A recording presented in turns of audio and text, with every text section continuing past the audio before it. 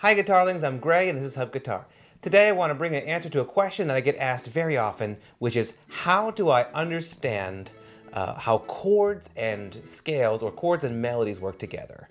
How do I understand when I'm playing a scale where the chords are within that scale and vice versa? When I'm playing a chord, how can I see the underlying scale that might connect its notes together? This is a really subtle question and I don't think you're going to find a really truly easy answer to this, because in order to answer this question, you've got to kind of see two things happening at once underneath your fingers on the fretboard. One thing you're looking for is what are the chords here, and the other thing is what is the scale here, and you've got to kind of switch back and forth between these two ways of seeing. But the first thing, of course, is we need to be able to understand what the underlying scales and chords actually are. So let's start there. So today we're going to work with the chords of the C major scale. And for those of you that don't know, that's going to be C major, D minor, E minor, F, G, A minor, and maybe even a B diminished. Like that. But more importantly, we're going to dig deeper into these chords and look at their contents. Look at the actual notes that they're made of and look at how they can be connected together within the context of a scale. Before we do that, I want to show you the fretboard position that we're going to use to bring these ideas together. So if we play the C major scale starting from G with our index finger, we have G, A, B, C, D, E, F, G, A, B, C, D, E, F, G, A, B, like that. From A, we'd get A, B, C, D, E, F, G, A, B, C, D, E, F, G, A, B, C. And from B, we would have B, C, D, E, F, G, A, B, C, D, E, F, G, A, B, C, D, like that. That's the whole chunk of the fretboard that we're going to work with. So if you're already feeling like you're a little bit over your head, you might want to go back first and review some of those scales. So you have to have a pretty good grasp of those basic 7 scales on the guitar before you can really get a lot of benefit. Now you might have noticed that when I played the chords before, I was playing in the open position, so I played this C here. And some of you may also know that there's ways that you can play C major up here. Some of you might be familiar with something called caged, which I've never been a super big fan of, but some people find it to be helpful. So there's a C chord here. Some people would call that the A shape in caged, C-A-G. So then there's a G shape here. And you could start to use that as a way of looking deeper into how there are actually C major chords connecting all 3 of those scales. But to me, that's not really deep enough. Why? Well, simply because if I'm playing in the C major scale up here, maybe that's too much chord for me. Maybe I want some other chords that are in that position, like this one. That's a subset of those notes. Or this one.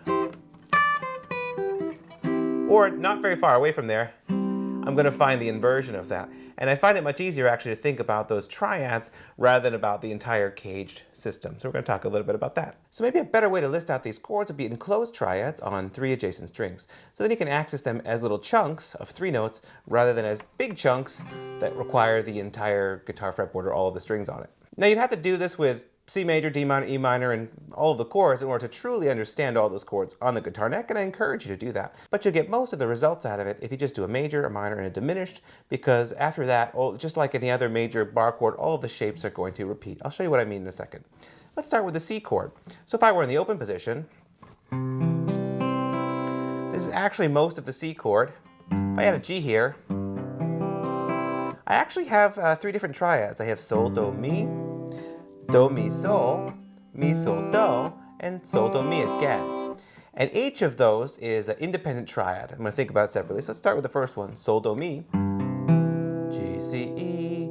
Now, I can get the inversion of that. In other words, I can figure out how it goes up the neck by taking every note in that chord and moving it up the same string until it lands on the next note of that chord.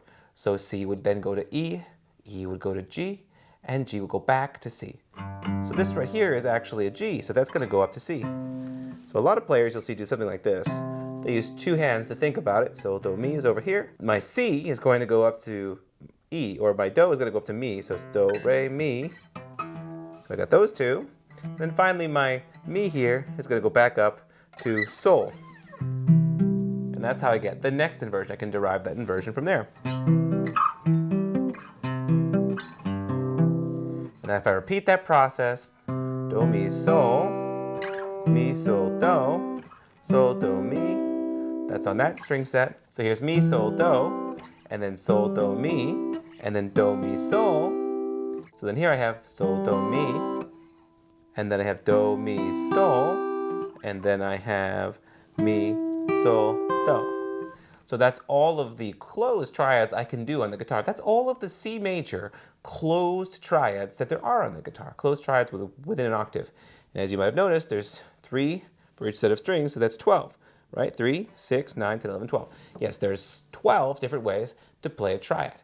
And then you could actually, if you wanted to really simplify your work, you could just redo that all in C minor. You would flat the third to do that. So you have sol, do, mi would become sol, do, mi.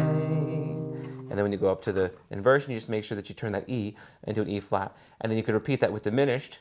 That would be a flat 3 and flat 5. So those are some of the kind of foundational pieces you really want to be familiar with before you start venturing too far into this territory. So if you need to go back and review, that's okay. It's better to have a direction and know where you're going and go back and review the basics. By the way, if you want to refresh yourself on the triads on the guitar, I recommend you check out some of the other lessons that I've published in the past about all the major and minor triads on the guitar. All right, so I'm assuming that you're pretty comfortable with the closed triads, and I'm also assuming that you're comfortable with the C major scale in different positions, particularly 3 and 5 and 7, and then we're going to base today's lesson on that content. So originally when I wanted to do this lesson, I was thinking, well, hey, let's do one scale.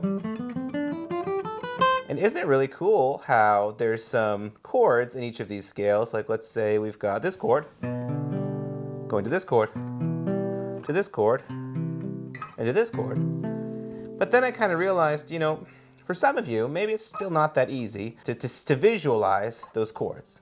I know that it wasn't for me when I started out.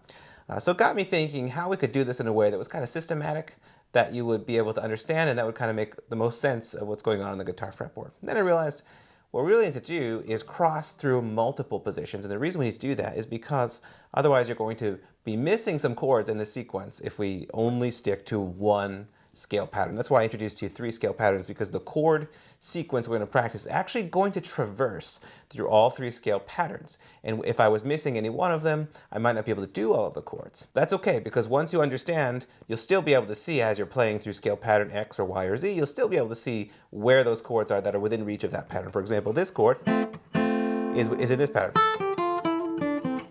That is 2, and this is 2, and this is 2. Then when I get to this pattern, that starts to move me up the neck to the next, to the 7th position.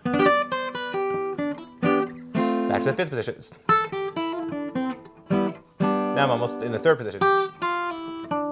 Like that. Okay, so I'm going to give you a starting point, and then I'm going to give you a method. And now I'm going to also provide you with the answer to this, but really what I want you to do is get used to thinking about how to solve this yourself, particularly if you have a starting point.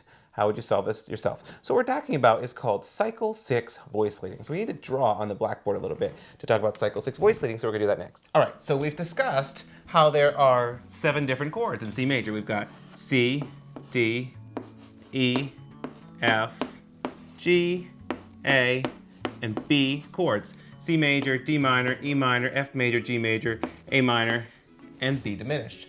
Just like that. So we've talked about that. But what I don't like is the part where we gloss over the actual note contents of each of those, and even the formulas that are used to make these chords. So for example, the C chord is not C, it's these 3 notes, C, E, G.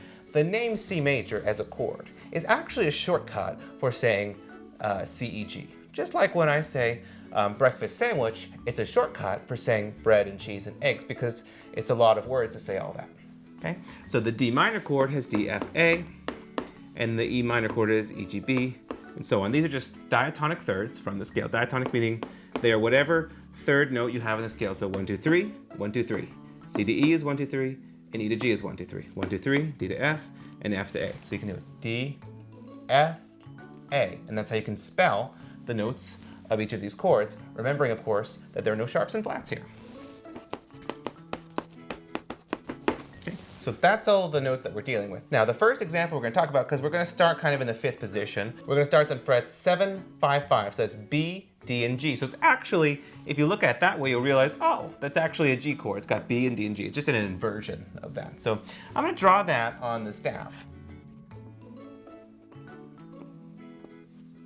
Now, if you're starting to panic and get sweaty, don't worry, because there's going to be a tab in the homework section of this down below in the link. in the description of the video, and you can just download that and practice with that all you want, okay? But I do like to treat everything as seriously, you know, that I would put it in standard music notation. Okay, so this is a G chord. Now you might notice that it's not in the what's called the root position. That is, the G is not in the bottom. I don't really care about that, and I don't really want to bother thinking about that right now, so let's just call it a G chord. And we're going to do what's called cycle 6. Now what's cycle 6? Cycle 6 is when chord of the key goes up by a sixth. Its root goes up by a sixth, which actually means everything in it goes up by a sixth. So again, you just have to count on your fingers. You just need enough fingers to count. G is 1. Don't forget to count G as 1. G, A, B, C, D, E. So a sixth above G gets us to an E minor chord. That is guaranteed outcome of going up cycle 6. G becomes E minor, and then E minor becomes E, F, G, A, B. A C chord, just like that, guaranteed. And so once you start to see how the sequence works, you'll know exactly what the next chord is every time. But it gets even more cool and even more mathematical than that. Because when I go up cycle 6, a very cool thing happens. Well, what are the notes of E minor? E, G, B. What are the notes of this chord, G major, G, B, D? And what is the difference? Well, they both have a B. They both have a G. So the new chord needs an E, but it does not need a D. So all I have to do is take this D here. That was the G, don't worry about that. But the D, I'm going to upgrade to an E. And this is going to stay as B. Now I've got my E minor chord. And so this is why I like to do this on the staff paper, because then you can see really clearly what's going on here, and you can understand it more on a musical level and less on a, you know, shapes and guitar fretboard level, but then you can use it on the guitar. And same thing happens when we go to C. The only note we need to make this a C chord is that we don't need a B, but we do need a C. So that moves up. But then it gets even more cool and even more mathematical than that. When I'm going up cycle 6 with triads, I'll find that the fifth of this previous chord will always move up one step in the scale to become the root of the next chord. Now the fifth of this chord, which is B, moves up one step in the scale to become the root of this chord. So once you start to grasp this, you realize, you know, I don't need to think about all of this information at the same time. I just have to find the fifth of chord X, move it up a scale, and it becomes the root of chord Y. But now that it's the root of chord Y, I also know what chord Y is because I'm following this diatonic sequence. So let's just try that, like, you know, without thinking too much about it. Let's go, okay, C, E, G. Now we just learned a new rule. If I'm following cycle 6, the fifth of this chord is going to move up one step of the scale, and then it will become the root of whatever the hell the next chord is. So the fifth of this, G, is going to move to A. Okay, well, doesn't that mean I have an A chord? And given that we're in the key of C major, doesn't that make it an A minor chord? And given that we only move one note, doesn't that mean these stay the same? Yeah. So this is some really cool stuff. Okay, we're starting from here. This note moves up one, and then this note comes up one. Now it's like it goes from top to bottom. So the top note moves up one, and then so in the next example, the middle note will move up, which is this E, and in the final example, the bottom one will move up, and it will bring it back into like a, you know, a nice clean stack of thirds, which is also how you would recognize a root position chord. So I hope that wasn't too much theory for you. Let's go back to the actual usage and application of it. Okay, I'm going to start in the fifth position, and I got my G major inversion. That's the first one we drew out. And then that's going to voice lead up to E minor, and up to C major, and then up to A minor, and then it's going to go up to F major, and D minor, and then B diminished. And you can see I'm way out of the position I start in. By the way, if I want to switch this sequence across to the next string, I just need to find these notes. This is D, F, and B. So if I go D, F, and B, on the next set of strings, I've moved it right over. And that shows you a little bit about the importance of trying to think about the names of the notes on the fretboard, because you'll be able to easily move stuff around like that. D, F, and B. Okay, but we didn't start, we were going from D, F, and B, but we were actually going up one, which means if this is not actually the next one is here. Right, because that's, what is that? That's G major again. So we've got D, G, and B. And then we proceed up this string. So that's E minor, and back to C. E minor, C, A minor, and then F, B minor, and then B diminished. And again, we got to cross over. So So that gets us back to G major. That's E minor, C.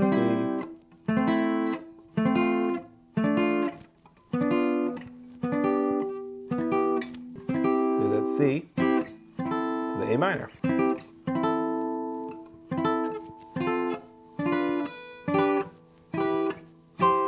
Okay, so that's the whole progression. I'm going to try that one more time. I was confusing myself a little bit because I was looking at the page and thinking about if I was showing it to you right. I'm just going to try doing it sort of more from memory and see if it comes out a little bit better.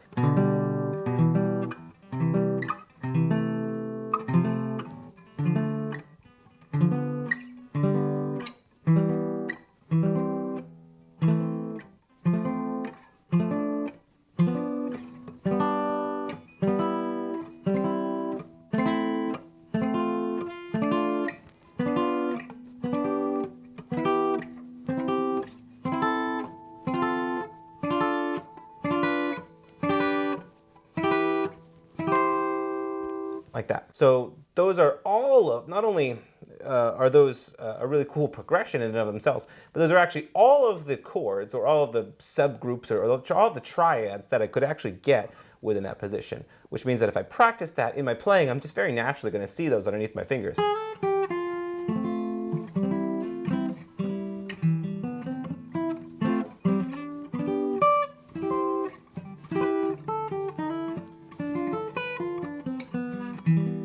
But take note that we've got to make sure that we practice the scale, not only play the scale and learn it from what we call muscle memory, but actually know the names of the notes. And there are ways you can address that if you're struggling with that. One great example, by the way, is you just name a random note, like let's say C, you just try to do it on every string. Like that. Or you could pick a fret and just say the names out loud of all of the notes on that fret. So this is G, and this is C, and this is F, and this is B flat, and this is D, and this is G. Like that. Not only that, but when I'm doing this chord stuff, in the beginning I was very much thinking about all of the notes, and actually was very slow because I had to use my brain muscles and think about all of the notes. But I don't know if you just saw, but the first time I was explaining to you, because I was trying to make sure that I said the right thing and told you what each chord was and say the names, that actually kind of slows me down. Of course, once I did get it down, it kind of goes back towards muscle memory, meaning, but I'm not necessarily thinking of having all of these words in my head as I'm playing, because that would be kind of cumbersome too. All right, that's it for today's lesson. I know that it was a little bit advanced, but I do think that it's really, really important to practice this kind of content. This is the kind of stuff that helped me really see beyond the vantage point of the beginning intermediate level and really start to understand what it would look like to really advance as a guitar player. And I hope that you'll find it helpful. Thanks so much for watching. And don't forget to subscribe, click that little ding, ding, ding button. Give me all your Bitcoin. I don't know. Don't forget to download the homework.